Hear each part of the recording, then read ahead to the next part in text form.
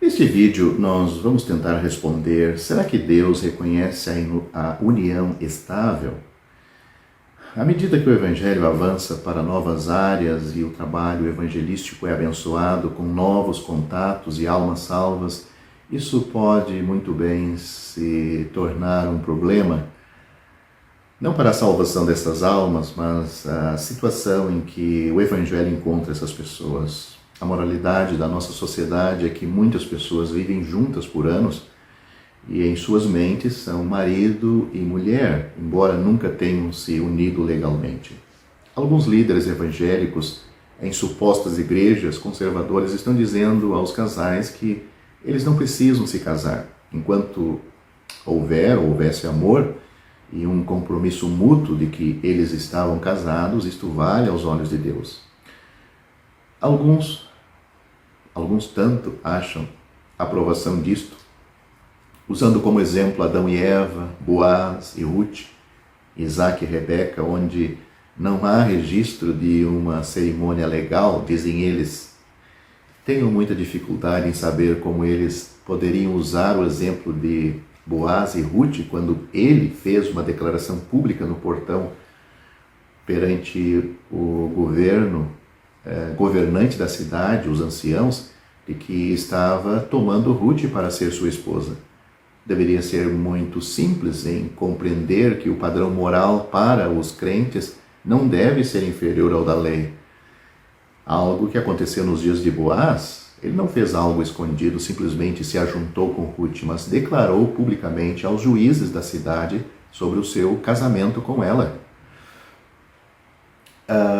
Vamos ler Romanos capítulo 13, versículo 1, onde diz assim: todos devem sujeitar-se às autoridades governamentais, pois não há autoridade que não venha de Deus. As autoridades que existem foram por Ele estabelecidas.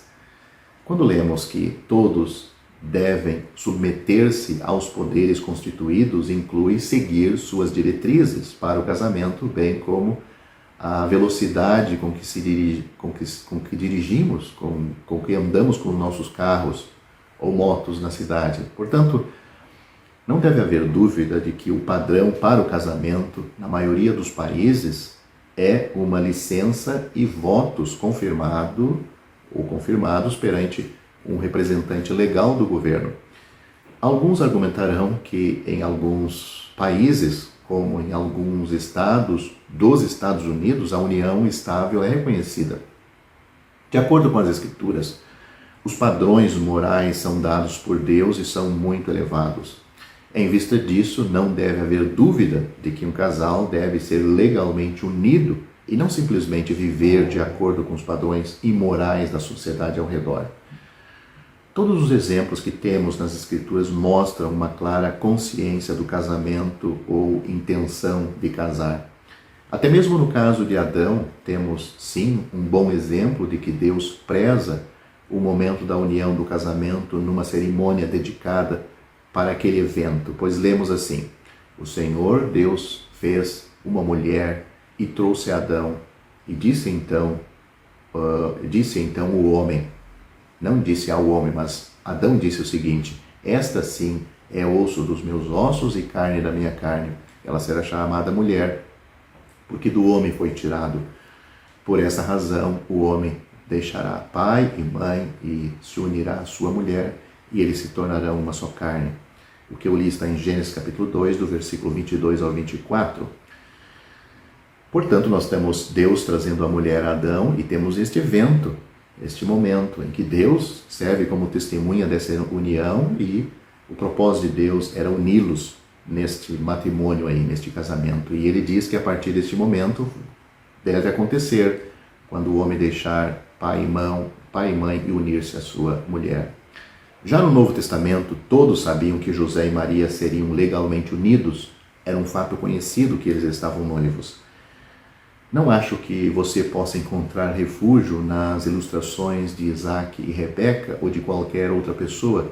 Quando um homem toma uma mulher para ser sua esposa, era com consciência pública de sua união. Por último, e mais importante, o casamento deve ser um reflexo de Cristo e sua igreja. Este é seu propósito final. Esta relação é uma relação de aliança, não uma conveniência ou uma troca privada de interesses um no outro.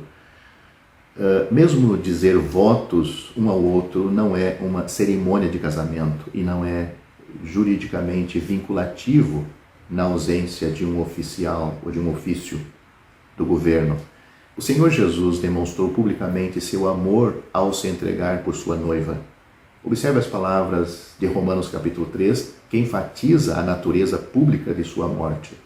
Ali nós temos mencionado, em relação à morte de Cristo, que ele manifestou, estabeleceu e declarou. Encontre você mesmo, lendo Romanos capítulo 3, essas palavras relacionadas à morte de Cristo por sua noiva, por sua futura esposa. No capítulo 5 de Romanos, lemos que Deus derramou seu amor em nossos corações. E nos Atos dos Apóstolos somos lembrados de que isto não foi feito em um canto, ou seja, esta morte de Cristo por sua igreja, por sua noiva e esposa, não foi feita em um canto. O Senhor declarou publicamente a sua aliança no cenáculo. Ele disse: este cálice é a nova aliança no meu sangue. Lucas capítulo 22, versículo 20. Todo relacionamento de aliança envolve um testemunho público e ratificação. Era uma aliança dada por Deus e envolvia um sacrifício de sangue. Mas até mesmo alianças entre homens tinham testemunhas. Toda aliança exige testemunhas. Em Malaquias, Deus repreende os homens por se divorciarem da esposa de sua aliança. Portanto, o maior erro de um casal que apenas vivem juntos e dizem que são casados é que isso estraga a imagem que Deus pretendia para o casamento. Pois não é isso que vemos no relacionamento de Cristo e sua igreja. Essas verdades devem ser apresentadas a qualquer casal envolvido em um relacionamento estável. Isso precisa ser feito de maneira gentil, é claro, e não de natureza crítica. Uma vez que isto é levado ao conhecimento do casal envolvido, pode-se questionar porque eles relutariam ou se recusariam a realmente passar por uma cerimônia legal. Possivelmente eles realmente não querem o compromisso vitalício que a aliança implica e exige. Como muitos que vivem juntos sem o casamento oficial, eles reconhecem que há algo único e significativo na cerimônia. Portanto, eles não querem a responsabilidade e a permanência. Isto é uma coisa lógica e racional. Já não quererem formalizar o casamento diante de um juiz, isto já presta um testemunho, mesmo eles não aceitando, que este casamento tem um valor superior naquilo que eles estão ou estão fazendo. Em João capítulo 2, o Senhor Jesus, sua mãe e seus discípulos foram convidados para as bodas de um casamento. A presença do Senhor Jesus ali fez toda a diferença, pois enquanto a festa seguia, o que alegrava o coração da festa terminou e, pelo visto, ninguém tinha uma solução rápida e eficaz como a que o Senhor Jesus apresentou. União matrimonial sem o modelo divino não é reconhecido por Deus. Satanás tem sido tão bem sucedido em estragar a imagem que Deus planejou para o casamento, que o padrão de nossa sociedade agora é que aqueles que deveriam se casar estão simplesmente vivendo juntos, e aqueles a quem Deus pretendia nunca se casar estão exigindo o direito de se casar. Os crentes devem manter o padrão de Deus.